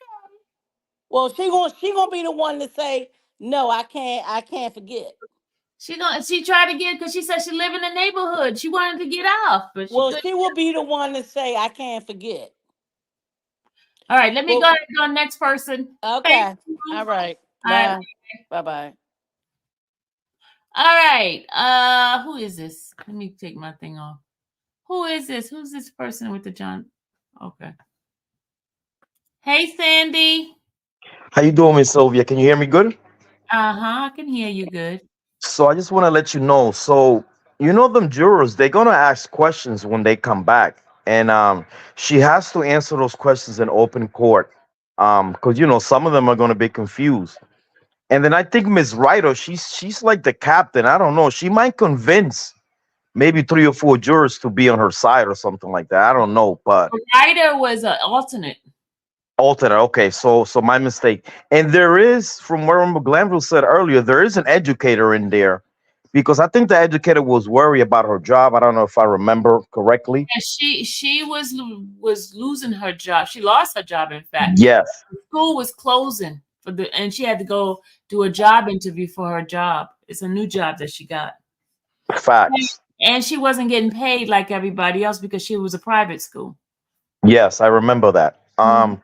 So I don't think this. I think this judge is already getting overwhelmed. Yes, she knows the law, but she's like picking and choosing, and just like little baby slaps on love is just like little pat on the back, and that's just confusing to the defense team. They see that what's going on, but Steele is very being very calm and collective, and he's gathering more stuff.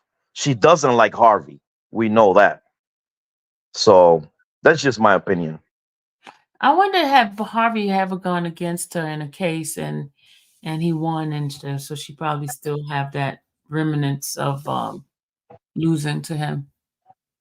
I just think she doesn't like the way he puts himself out there, because she even stopped him today. No, Mr. Harvey, you're not gonna.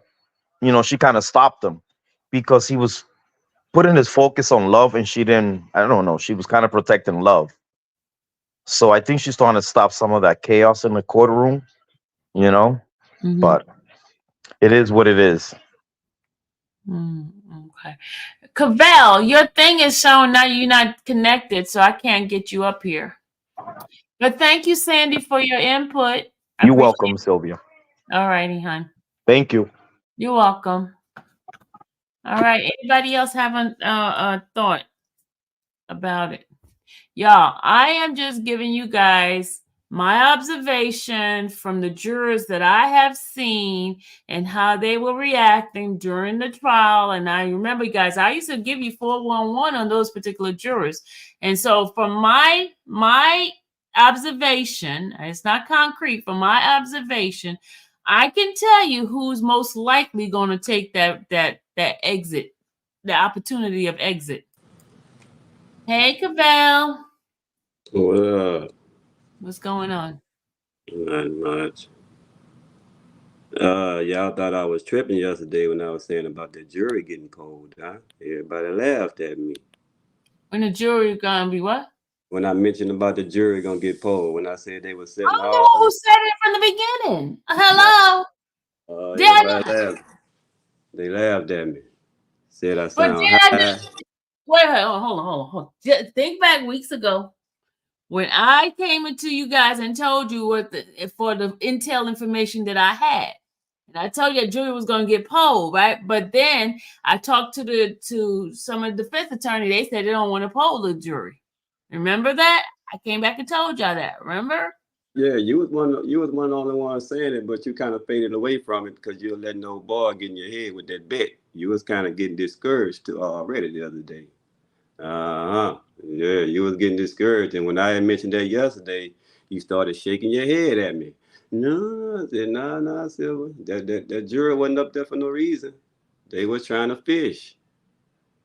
But I want to ask you, do they have cameras and stuff in the courtroom, like in the hallway? Yeah, but you Like won't know like which one. like like TV screen monitor showing like what's going on. Do they have those type of things? On the outside of it, no, they was off. The one at the YSL is off. Yeah, because I know they have them open dockets where anybody can see what's going on. Yeah, but they had it off. They had it off. The one right back. It looks like it's broken. In fact.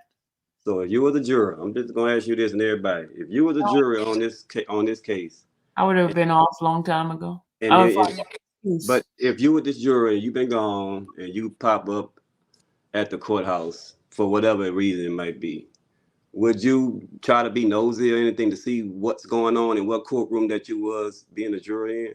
Would you try to check a No, document or anything? I wouldn't because I'd be too scared somebody catch me. Well, why would you go to that courthouse? Because that can seem like that. I'd be too scared to. You asked me about me, so I'm going to tell you about me. I would have been too scared to try to check it out because then they'd be like, "Oh, she was up here." I told her not to. So, So that go back to what I'm saying. That don't sound fishy. I don't know. But anyway, sir, thank you for your thoughts. I got people waiting. Uh, All right, see you. Hey, FB Production, how are you? FBF Production. Hey, how you doing? I'm good. How are you? I'm good. I wanted to come back in because I know earlier I told you I had to tell you something. So once we got done watching the trial earlier, YouTube always going to give you your notifications, stuff you might have missed while you was focused on something else. So what I saw was Lil Woody, of course. We was talking about him today because he's going to have to either testify or not testify on Monday. But he really is like outside chilling. He was walking through the mall like a celebrity, just taking pictures with people, you know, shopping, talking on the phone, no care in the world. So my question to the chat is, do y'all think Little Woody is gonna? I think he's gonna testify Monday because he just seemed like he got like a I can do it kind of spirit right now. He on everything, but he was walking through the mall, just taking pictures with people. Like the street seemed to love him, you know. But it's like it's weird right now. Like he's kind of famous for snitching a little bit. So No, I think they like him because the way he answered the question on the stand. That's what it is. It has nothing to do with the snitching because on the stand he wasn't snitching. yeah, but what I'm saying is you're gonna have people that's gonna look at it more than one way. Like we ain't all gonna look at it and say he was on the stand and it was funny what he did or whatever. But like, But that's people. where the fame he's gotten right now is because of the stand and what he But was can you? saying. but can you really say all of it comes from just his Yeah. actions then? Because now he's out in the public. Right now, the what's happening right now, the fame that he's gotten is because of his actions on the stand. So do you think he's going to testify Monday? I don't know. See, it's, so I don't know. I feel like it can help him, but I mean, he's doing interviews, he's chilling, like this is over, but it's still a going on, factor. That's all. That's what I was thinking earlier because it, like, literally it popped up as soon as the trial went off today. All But right. Thank you. Got a couple of people waiting. all right, cool. All right, hon. Hey, Empress, you're back. Yeah, sorry. Just I know we went on with the jury and stuff, and I saw someone say in the chat as I was sitting in the back room, they were saying that the jury, I mean, I guess they're contacted daily to make sure that they know where they are at all times and stuff like that. With the way that this trial's been going, you can go into a, bar, you can go anywhere and see this on TV. So are they? Now, I've never done jury duty, so this is why I'm speaking from a place of ignorance. Are they just supposed to literally sit still and like not have a life? Like, that's Yeah. a real question. I'm like, that's a real question. Like, so for $25 a day, they're supposed to do Yeah, nothing. can't talk to nobody in their family about it, and no, yeah. So just for this, we're supposed to hold all that in. And then secondly, with Love being at the position that she is with the district attorney's office, with Simone Hilton being the head of the Black Prosecutors Association, the justification that she gave for them getting training, is there something that Steele or any of the defendants can respond to an emotion about that? It's clearly illogical, and these people are, I'm smart, but these people are very, very intelligent people, supposedly. Is there not a way, because that just doesn't make sense, like, But you're going to get training. Once a judge has set an order, that's it. That's it. It's an order. Wow. Yeah. And then you can address it in appeals. Wow. Okay.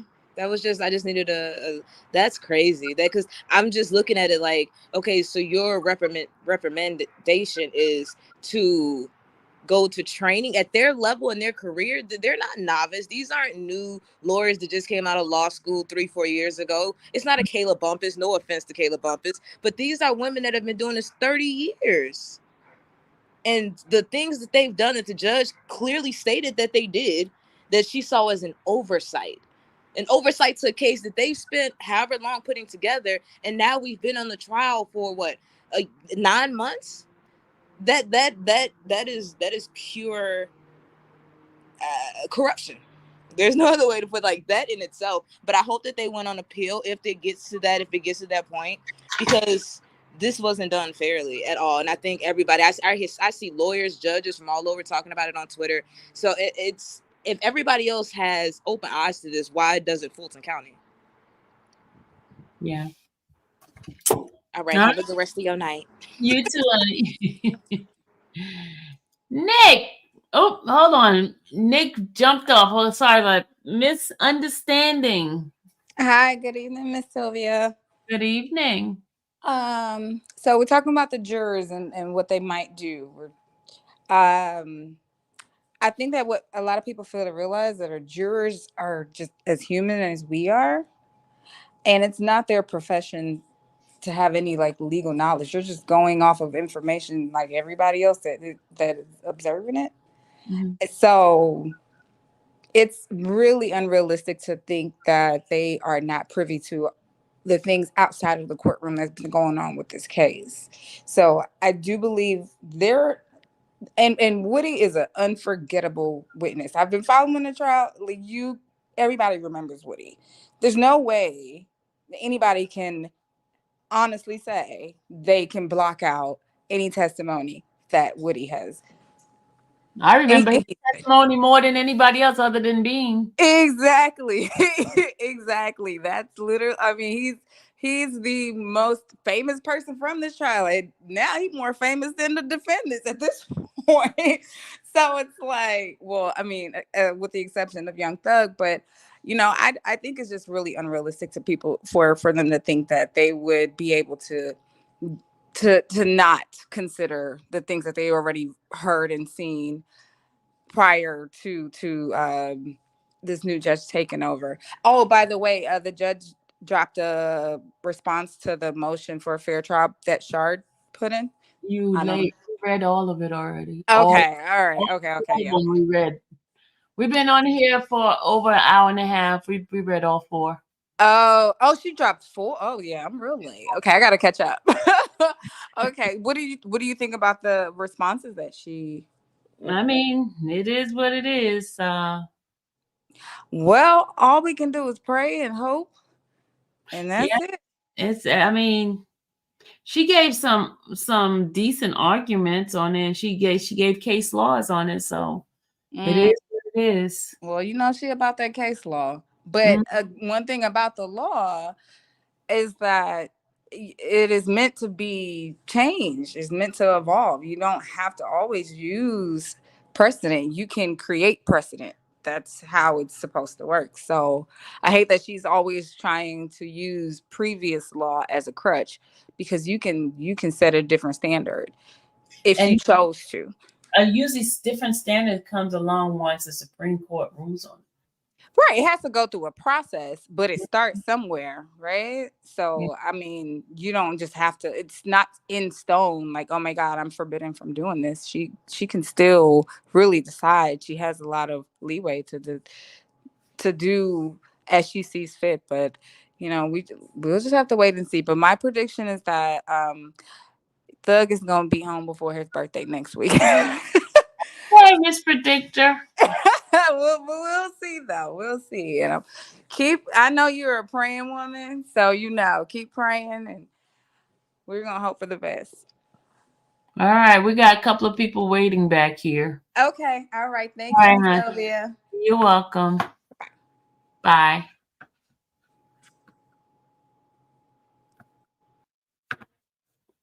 All right, Marley. What's going on, girlie? Hey, I don't know. I'm a little confused today.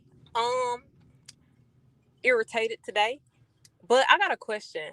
Okay, Mhm. so with the jurors or whatever, and I'm driving, so I don't have my camera on right now. I But understand. but with the jurors, okay, so if everybody get up, say that they seen it, or they can't, forget the testimony or whatever, it's gonna cause a mistrial, right? Mhm. And so they're gonna have to pull another however many jurors in hopes that those new people haven't seen anything, right? No, they got to start the whole trial over. Well, I mean, yeah, they're gonna start the whole thing over and they gotta get new jurors, right? New jurors, new everything. Yeah. Okay, so would it not be in the best interest of Jeffrey and them to keep the jurors since They they want over it anyway, they and we want know that they're gonna get a not guilty? they want to keep the juror, but I mean, if the judge ruled the way she rules, then Yeah, but that's what I'm saying. So if everybody go up in there and be like, nah, yeah, I can forget it. I don't remember nothing that man said. I don't remember nothing. I forget it. It's washed. And we continue with the trial. But in the back of their mind, they know they gonna plead not guilty because we don't want to be here anyway. Mhm. I think I want. Oops, sorry, Marley. Sorry, I hit the button. It's cool. Okay, go ahead. But yeah, but I think I want that more than the That's jurors leaving. That's what the defense attorney wants. They want to go ahead and go straight through. The only way they want a mistrial if it's with prejudice. That's it. They don't want no other way. So Oh well. they want it to go ahead on straight to the jury. Keep Oh going. well, Keep jurors. Hey, I don't have anything to do with this. Just my opinion. But if y'all are in here, can y'all just stay so we can get it over with and everybody can go home? You want them to lie. Hey, the that's perception, okay? I know not what I hear. I don't know. Hey, whatever. Somebody, the judge lying? Somebody says, Sylvia, don't you think you're telling jurors what to do? How am I telling? First of all, jurors not supposed to be First of watching my all, channel. First of all. Now let's get with it they now. ain't Jurors even supposed are to be not in here. watching in here, okay? So if a juror is watching this, you are out of order, juror. You out of line, out there bad. Because at the end of the day, this ain't nothing but free speech and opinions. Thank you, Mr. Just. You talking about Sylvia? Don't you think you tell the jurors what to do? I'm not telling juror nothing. I'm giving my opinion, and my opinion matters to me. Yeah, and our opinion, your opinion matter to us, but we ain't nobody. That's it. That's it. Anyways, that's all I wanted, jurors. But if y'all in here, you heard me. Bye. You know what? Marley's so crazy. Lord have mercy. She's too much.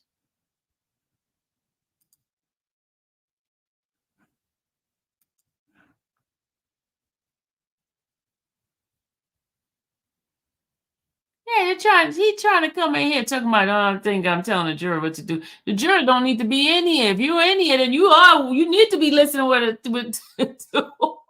you're not supposed to be in here. What does anybody remember that in Mr. Weinstein's motion to the Supreme Court responded that if they do not get the relief that they seek from the circuit court, they could come back? Yes.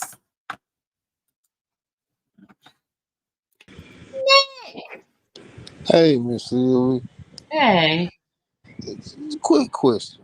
So, now, why you? Oh, Cole told me to tell you, hey, too. But Hey. why you couldn't have named the jurors some fruits or something? Apple, I can't bring tangerine, banana. that is interfering with the jurors. I do not talk to the people.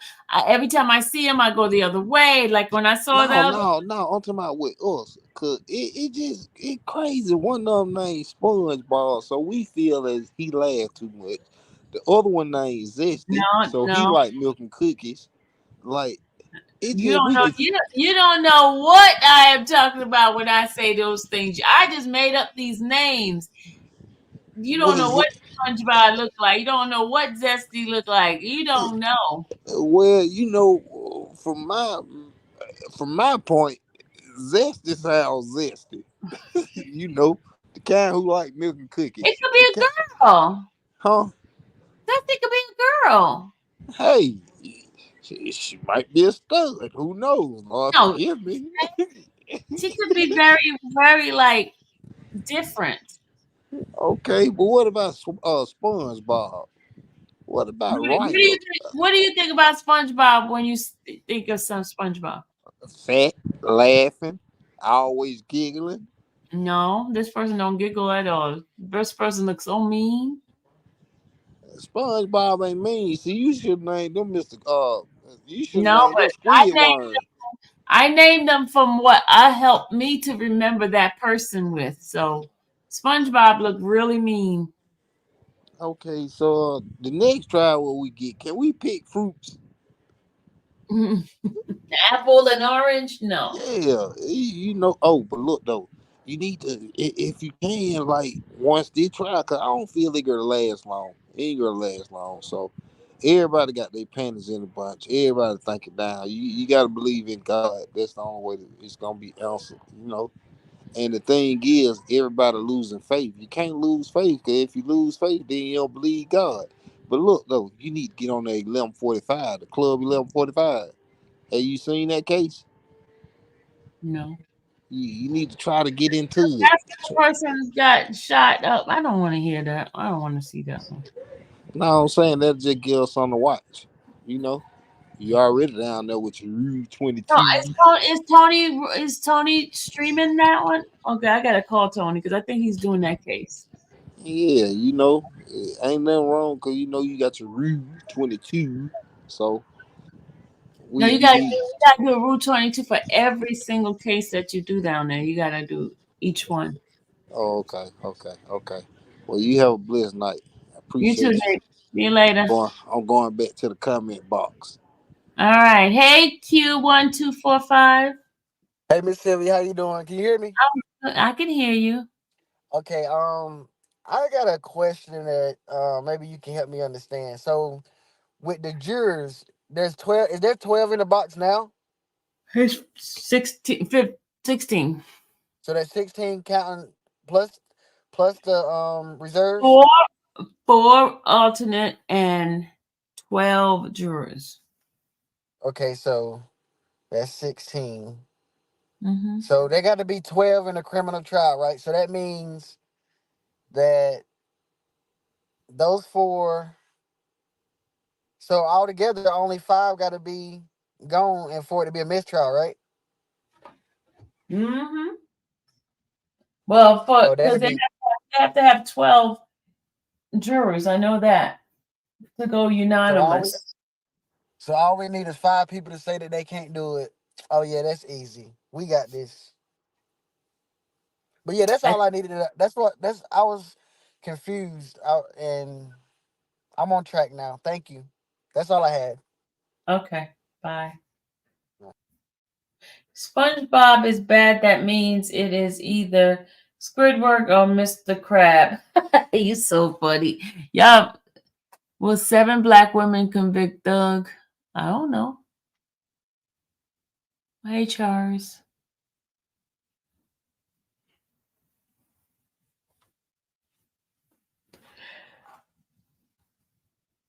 You said bye. Sylvia, check your email. Oh, come on, y'all. We're not doing the email thing tonight. Why am I checking the email? I'm not reading no more. I'm not reading no more, y'all. We're done for the email stuff tonight. We're done for the email. I'm about to go to bed.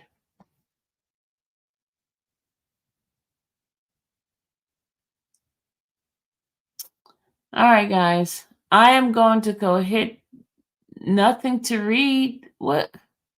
You said nothing to read? So what's in the email?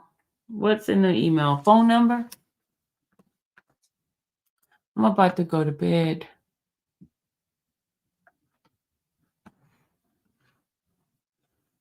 I'll check my email later.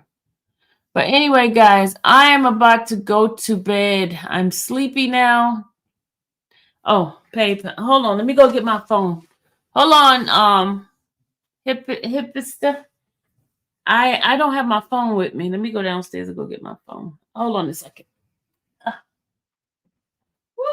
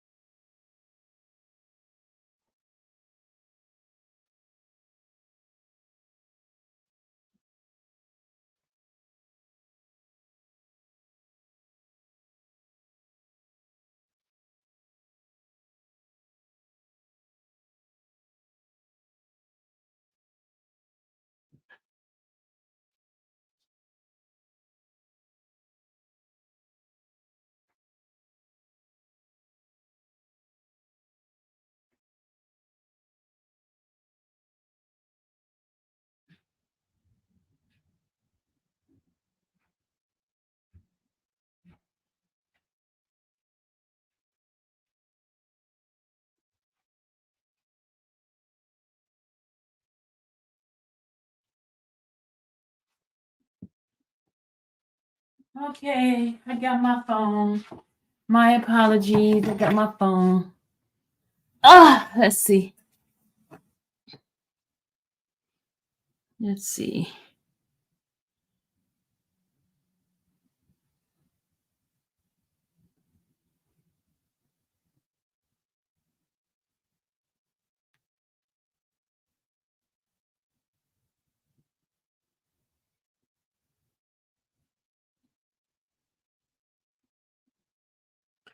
You said check my PayPal. I don't see anything in my PayPal. Nope, nothing in my PayPal.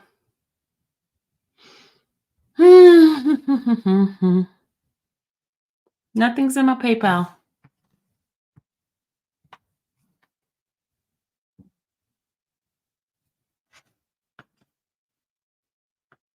Maya, what's the question? Hipster, there's nothing in my PayPal.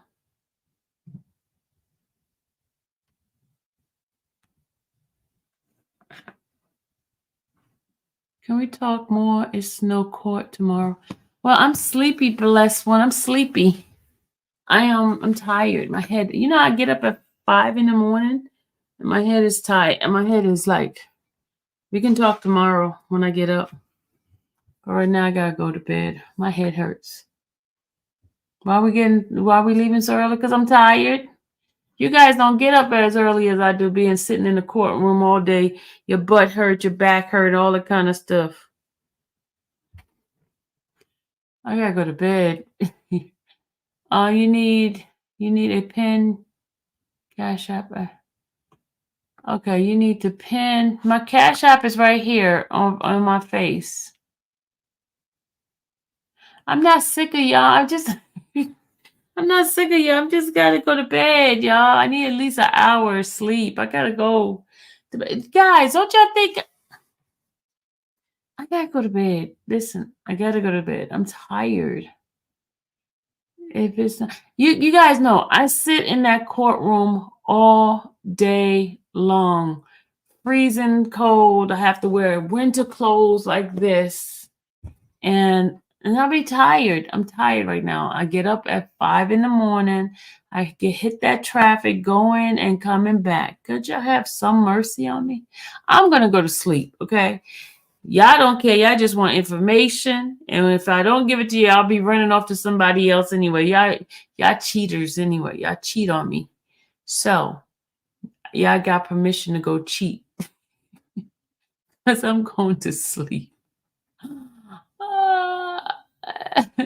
Y'all cheat on me anyway. So as soon as my stuff not working right, y'all pew. Y'all did that to me early today. Y'all pew the heck with her. Impressed. They cheat on me. Now, what was the other question somebody asked me?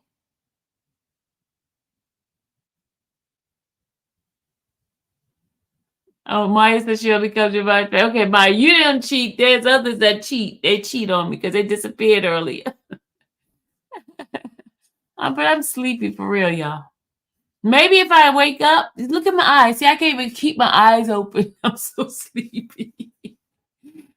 There was another question I was supposed to be answering. Somebody else asked me a question. Did somebody else ask me a question?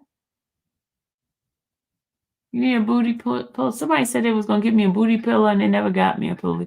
I got that stupid leather pillow that I bring out the house, and it's hard, but I'm gonna go to bed. Go, Mike. See you later. Good night, y'all. Seriously, I'm sleepy. My head's starting to hurt. We need a group text. Oh no, we don't do group text. You ask my people. I tell them now. Don't. Because my phone was constantly pinging and pinging and pinging. I'm not a phone person, y'all. I do not answer my phone. I put my phone down. Most of the time, my phone is on silent. I'm not a phone person. Not a phone person at all. Okay? I'm just going to tell you, I'm not a phone person. All right, I'm going to go to bed. I got to go to sleep. If I get up early, I'll start. I'm sorry. I'll start early doing some stuff, okay? Now that I can use against your huh? Now I can use against you. LOL FaceTime. See? Are you giving Woody a ride Monday? You go. Yeah, what kind of crazy questions that no, I'm not giving Woody a ride. Sylvia, you work hard for us. We love you. Good night, Kimberly. Thank you, Kimberly. At least you understand. Do you think Kayla wasn't believed because they knew she wasn't honest about officer who told her? Or she wasn't honest about officer who told her? Huh? About she said she wasn't honest? Oh, this is a question. No, I'm not gonna ask you a question because then y'all keep me on here all night. I gotta go. Good night. Please go live tomorrow. I need to watch. Okay, we're gonna go live tomorrow, Molly. Tomorrow we're gonna go live in the morning because I can just. If y'all don't complain, I'll play my little camera footage because y'all come in here and start complaining about the audio. Oh, the sound is terrible. Sound is off. Oh my God, why are we playing this? I can share pictures. I can share my camera and stuff. Okay, if y'all don't complain, because y'all like to complain about everything. Y'all complain if it's this, complain if it's that. Yeah, a lot of people in here are not sounding like any God-fearing people to me, advocating for serious dishonesty. You know, Robert, now all of a sudden you're the priest. Now you're the priest of the chat. Robert's trying to be the priest of the chat. Robert, come on now. You know people gonna be people. Write your question down for tomorrow. Go to sleep. Yeah, I'm going to sleep. Come on, 5 minutes. Come on, Sade. Oh my God, Lord, Sade. 5 minutes. See how selfish you guys are, Sylvia? I've been holding this very long time. I can't hold it any longer. Hold on.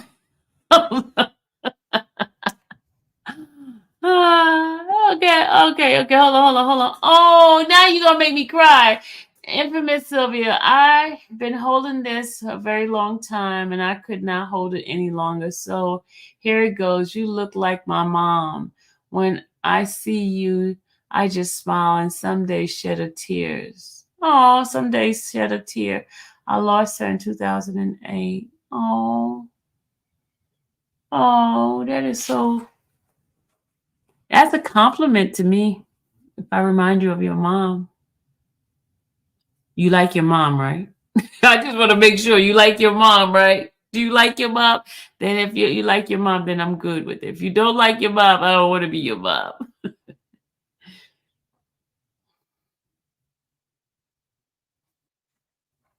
That is sweet. Sade, can I go to bed now? Sade, can I go to bed?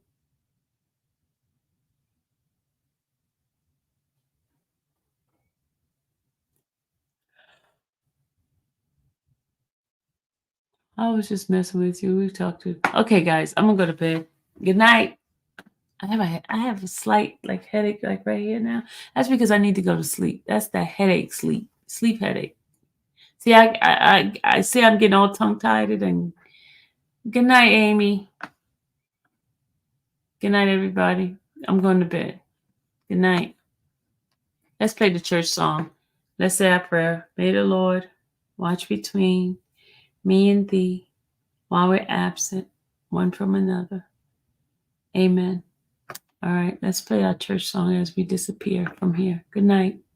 May God bless you. May the Lord God bless you real good. Let me stop. Okay, but good night.